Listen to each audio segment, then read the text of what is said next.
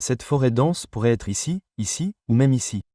Cette belle chatte, c'est ta mère, et elle a choisi cette petite crevasse rocheuse douillette parce qu'elle est juste assez grande pour elle et trop petite pour quiconque voudrait te manger. Bien joué, surtout si tu t'apprêtes à mettre au monde deux nouveau-nés complètement inutiles. C'est toi. Aveugle, sourd, et mesurant à peine 12,5 cm de long, tu es officiellement le plus petit chat du monde. Quel titre! Pendant la première semaine de ta vie, le monde n'est qu'un flou d'obscurité et de lait. Bon, ça suffit. Ta mère doit aller chasser maintenant, ce qui signifie que tu es seul pendant quelques heures. Bonne chance. Après 12 jours d'obscurité totale, tu découvres enfin le monde dans lequel tu devras survivre. Mais le vrai danger commence au premier mois, lorsqu'il faut quitter la tanière et affronter le monde extérieur. Et ce type là-bas, c'est ton père. C'était ton père. Les premiers jours après avoir quitté la tanière sont consacrés à observer votre mère, à apprendre ses techniques de chasse et à trouver comment survivre. Car, comme vous pouvez le constater, les lois brutales de ce monde ne vous sont définitivement pas favorables. Pas d'inquiétude, cependant, car vos pas sont doux et étroits, vous permettant de vous déplacer silencieusement même sur les feuilles sèches. Heureusement, car à votre taille, tout ce qui a une bouche est un hôte potentiel pour votre dernière demeure. Oh, félicitations, vous n'avez plus besoin de partager votre nourriture avec qui que ce soit. Attendez, elle arrive. Habituellement, lorsque vous vous sentez menacé, vous comptez sur 3 stratégies de défense développées au cours de millions d'années. La première, rester complètement immobile. Il est difficile pour les prédateurs de vous détecter dans cet état, mais parfois, cela peut échouer. Et c'est alors que vous passez à la deuxième option, sprinter à toute vitesse. Vos temps de réaction sont si impressionnants que ce renard a probablement cru que vous aviez disparu. Vos muscles emmagasinent de l'énergie comme des ressorts comprimés et libèrent une énergie qui vous fait passer de l'immobilité à la course à toute vitesse en un clin d'œil. Oh, regardez, elle arrive. Bon, passons à la troisième option, se cacher dans des espaces minuscules, difficiles à suivre pour les prédateurs. C'est là que vous appréciez vraiment les avantages d'être petit dans ce monde infernal. Toute cette course pourrait vous laisser un peu sur votre faim. C'est l'heure de quelque chose de savoureux. Vos premières tentatives de chasse ciblent les insectes et les petits reptiles. Vous rejouez chaque mouvement et technique appris en observant votre mère ces derniers jours. Votre cerveau sait quoi faire, mais votre corps est encore en train de comprendre les commandes. On dirait plutôt quelqu'un qui fait une crise près d'un papillon. Ce n'est pas grave, ne pleure pas. Vos premières tentatives ont de toute façon un taux de réussite d'environ 0%. C'est pourquoi votre mère prend le relais et vous tend quelques petits morceaux de sa proie. Oh, regardez là-bas. Une créature rare, rarement vue dans ces bois. Et si vous vous demandez ce qu'il fait, il pleure. C'est ainsi que les humains expriment leur anxiété. La plupart ne s'en rendent pas compte, mais leur anxiété culmine fin printemps. Les journées rallongent et les priorités changent. Mais vous l'ignorez, car votre monde essaie simplement de survivre. Alors, mieux vaut partir. Ou peut-être pourrions-nous plutôt vous proposer de l'aide. Qu'est-ce qui soulagerait cet humain? Un lézard frais? Ou peut-être, une meilleure aide. Le sponsor du jour, une plateforme qui met en relation des humains avec des thérapeutes professionnels. Excellent choix. Voyez-vous, les humains ont déjà obtenu les besoins fondamentaux que vous cherchez encore, comme la sécurité et la nourriture. Du coup, leurs problèmes ont évolué. Des choses comme comparer leur vie à celle des autres sur les réseaux sociaux et sombrer dans une spirale infernale parce que quelqu'un d'autre semble mieux loti. Cela conduit à une profonde insatisfaction envers soi-même, à une quête incessante de perfection et à des normes impossibles à atteindre pour transformer leur vie. Mais cela ne résout pas le problème. Cela ne fait que l'aggraver. Ils ne réalisent pas vraiment que la solution à leur anxiété est de consulter un thérapeute agréé. Et c'est exactement ce que BetterHelp facilite. Avec plus de 7000 avis et une note Trustpilot de 4,3, il leur suffit de remplir un court questionnaire pour être mis en relation avec un thérapeute qui les aidera à se fixer des objectifs, sans les détruire. Et sachez que 69% des membres BetterHelp signalent une amélioration de leurs symptômes d'anxiété après seulement 6 semaines. BetterHelp est sans aucun doute la meilleure solution pour soulager l'anxiété de cet humain. Ils peuvent désormais utiliser le lien dans la description pour bénéficier de 10% de réduction sur leur premier mois. Laissez-les travailler sur leur santé mentale, pendant que vous vous occupez de ne pas vous faire manger. À problèmes différents, solutions différentes. À 6 mois, vous commencez à devenir un peu agressif envers les autres chats. Ce n'est pas personnel, c'est juste instinctif, car votre espèce préfère la vie en solo. Alors, vous pliez les bras, quittez votre lieu de naissance comme un adolescent rebelle et partez à la conquête d'un nouvel endroit qui correspond à vos goûts raffinés. Vous ne vous éloignez pas trop du territoire de maman. Tu es encore jeune et, soyons honnêtes, tu n'es pas encore un guerrier de la rue. Alors, la meilleure solution? Réclamer un petit coin proche que tu peux défendre sans te ridiculiser. Tu marques ton territoire avec une urine qui sent le popcorn beurré, et même les prédateurs se croient au cinéma. Tu patrouilles tes frontières avec le sérieux d'un petit garde de sécurité poilu. Tu chasses tout autre chat qui songe à s'arrêter. Interdit aux visiteurs. Même si tu tiens dans la paume d'une main humaine, il faut respecter cette confiance. Ton quotidien est simple.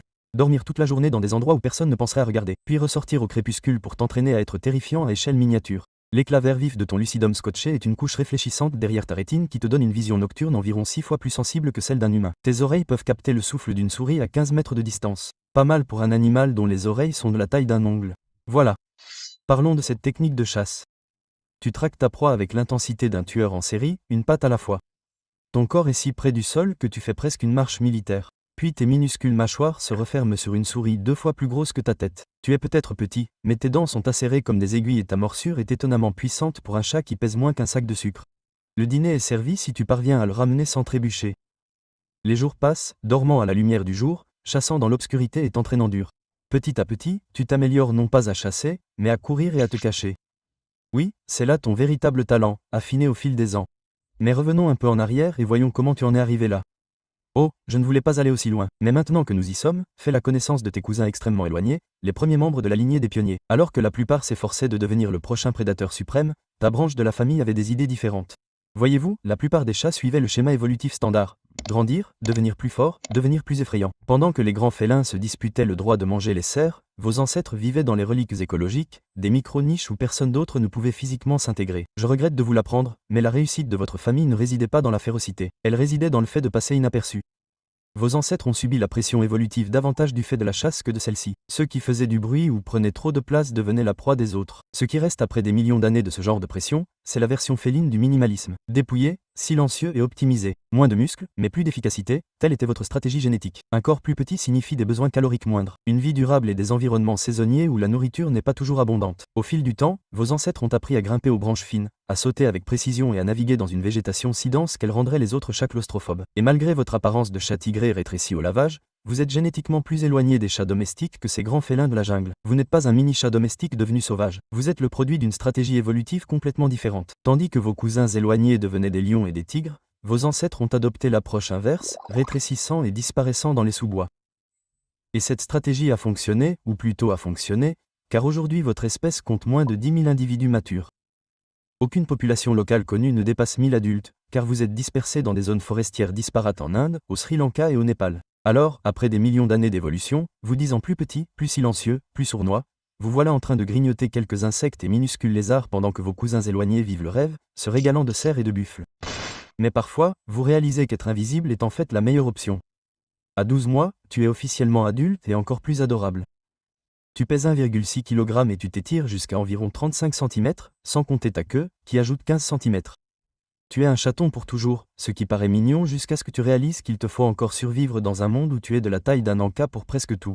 Mais au moins, ton corps a atteint son apogée. Tu utilises maintenant la version finale du logiciel Rusty Spotted Cat. Vitesse et précision au maximum. Adulte, il te faut un territoire plus vaste que celui de ton adolescence, un endroit avec des proies plus grosses et de meilleure qualité. Évidemment, le menu s'est élargi au-delà des insectes et des petits reptiles, oiseaux, rongeurs, grenouilles. Ils sont tous de la proie facile maintenant. Tu te déplaces furtivement dans les sous-bois, scrutant les pistes olfactives, guettant les signes de concurrence. Quelques faux départs sont normaux. Trop exposé, pas assez de nourriture, ou pire, déjà accaparé par un prédateur plus gros. Mais une fois que tu as trouvé le coin de forêt idéal, c'est parti. Vous reculez jusqu'au tronc d'arbre, faites vos petits graffitis pipi et grattez quelques branches basses. Non pas par plaisir, mais parce que vous avez un message à envoyer. Ces marques olfactives et ces griffures sont votre façon de dire « c'est mon espace ». Ce sont des signaux subtils mais puissants, laissés à des endroits où les autres animaux ne manqueront pas de les remarquer. C'est ainsi que vous évitez les combats inutiles, fixez des limites claires et signalez votre présence sans jamais avoir à vous montrer. Ce nouveau territoire s'étend de 1 à 5 km selon la disponibilité de la nourriture. À travers votre royaume, vous avez établi un réseau secret de cachettes, d'arbres préférés, de formations rocheuses et de fourrés denses. Chacun est relié par de minuscules passages réservés aux VIP, que seule une personne de votre taille peut parcourir à toute vitesse. C'est en quelque sorte votre propre système de fuite, car vous ne savez jamais quand vous devrez disparaître comme un ninja. Ses yeux surdimensionnés et ses antennes paraboliques détectent des mouvements que les autres prédateurs ne remarquent absolument pas. Vos moustaches cartographient l'espace tridimensionnel avec une précision millimétrique, grâce à un système radar intégré qui fonctionne dans l'obscurité totale. Oh, vous avez trouvé quelque chose. Ça a l'air délicieux. Il ne détecte jamais votre approche. L'attaque est si rapide que le cerveau du rat n'a même pas perçu le danger avant que vos dents ne trouvent leur cible. Oh, il pèse presque autant que vous. Ouais, vous abattez généralement des proies presque de votre taille, défiant complètement les lois des relations prédateur-proie. Parfois, quand vous vous ennuyez, vous vous aventurez et découvrez des zones au-delà de la forêt profonde. Vous vous êtes adapté aux lisières de forêt, aux limites agricoles, et même aux abords des villages ruraux où les rongeurs se concentrent autour des réserves alimentaires. Mec, cet endroit est pratiquement un snack ouvert 24h/24 et 7j7, et vous n'aurez même plus à vous soucier des prédateurs ici. Oh, et il y a pire que les prédateurs. Ces agriculteurs n'ont aucune idée que vous êtes là pour protéger leurs céréales. Pendant qu'ils posent des pièges et répandent du poison, vous éliminez silencieusement plus de rongeurs que leurs efforts ne pourraient jamais le faire. Vous êtes le service de lutte antiparasitaire qui n'envoie jamais de facture. Votre existence maintient l'équilibre écologique. Sans vous et vos semblables, les populations de rongeurs exploseraient sans contrôle, détruisant la végétation et propageant des maladies dans votre forêt. Pendant la mousson, vous déplacez vos opérations vers des zones plus élevées. Tandis que d'autres prédateurs luttent contre les zones de chasse inondées, vous vous êtes déjà installé dans des zones plus sèches où les proies sont plus concentrées. Oh, et au fait, votre menu est amélioré cette saison, et les termites volantes deviennent votre nouveau plat préféré. Dès que les fortes pluies déclenchent leur émergence massive, vous vous positionnez près des termites pour un buffet aérien ultime. Good sushi, non? Bon, il est temps de rentrer faire une petite sieste. Il faut recharger ses batteries pour votre prochaine mission furtive. En tant que chat adulte, votre routine quotidienne consiste à vous déplacer à la faveur de l'obscurité. Vous êtes principalement nocturne, avec des pics d'activité au crépuscule et à l'aube. Ces heures idéales où les proies s'agitent, mais ne peuvent rivaliser avec votre vision nocturne. Vous alternez entre des terrains de chasse soigneusement choisis, passant de l'un à l'autre selon l'endroit où la proie est la plus active. Entre les chasses, vous vous toilettez avec une précision quasi obsessionnelle, non seulement pour garder votre pelage impeccable, mais aussi pour éliminer toute odeur qui pourrait trahir votre présence. Chacun de vos mouvements est calculé pour la discrétion, l'efficacité et la survie. Au bout d'un moment, vous commencez à ressentir quelque chose d'étrange, comme si quelque chose en vous s'était activé. Votre comportement change immédiatement. Vous vous éloignez davantage, vocalisez plus que votre silence habituel ne le permet et laissez des traces olfactives plus fréquemment. C'est la version féline de l'exposition, avec juste plus d'urine et moins de conversations gênantes. Oh, regardez, je crois que c'est ce que vous cherchiez. La parade nuptiale commence. Signaux de queue, brève poursuite dans les sous-bois et séances de toilettage mutuel qui pourraient paraître tendres s'il ne s'agissait pas simplement d'une programmation biologique en action. L'accouplement est rapide, mais répété sur plusieurs jours. Aucun de vous n'est intéressé par un engagement à long terme. Toute cette histoire n'est qu'une série de brèves rencontres avant que vous ne vous sépariez. Mais supposons que vous soyez une femelle et non un mâle. Après une gestation de 65 à 70 jours, vous choisirez une tanière de mise bas si bien cachée que les chercheurs ne la trouveront presque jamais. Oui, sérieusement. Vos critères, protection maximale, risque minime de découverte. Vous êtes seul pour cela. Le père de vos chatons est déjà à l'écart, complètement étranger à la suite. Être mère célibataire est la seule option dans votre espèce. Votre portée sera petite, d'1 à 3 chatons seulement. Privilégiez la qualité à la quantité lorsque les ressources sont limitées et que votre corps ne peut supporter qu'une quantité limitée avec sa structure réduite. Pendant le premier mois, ces chatons dépendent entièrement de vous. À 4 semaines, ils commenceront à vous suivre dehors, observant vos moindres faits et gestes avec une intensité proche de l'obsession. Vous communiquez avec eux par des cris de basse fréquence, presque inaudibles pour la plupart des prédateurs. Même votre instinct maternel est façonné par le besoin de discrétion. Vous ne leur apprenez jamais à chasser. Ils apprennent en vous observant. Ils s'entraînent à bondir sur les feuilles, leurs frères et sœurs et les insectes malchanceux jusqu'à ce que leur coordination corresponde à leur instinct.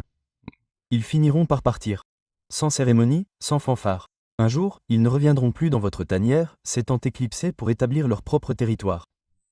Et puis vous vous retrouverez seul, tel que vous l'avez toujours été, un spécialiste solitaire dans un monde qui ignore votre existence jusqu'à votre attaque. D'autres prédateurs dépendent de leur puissance brute.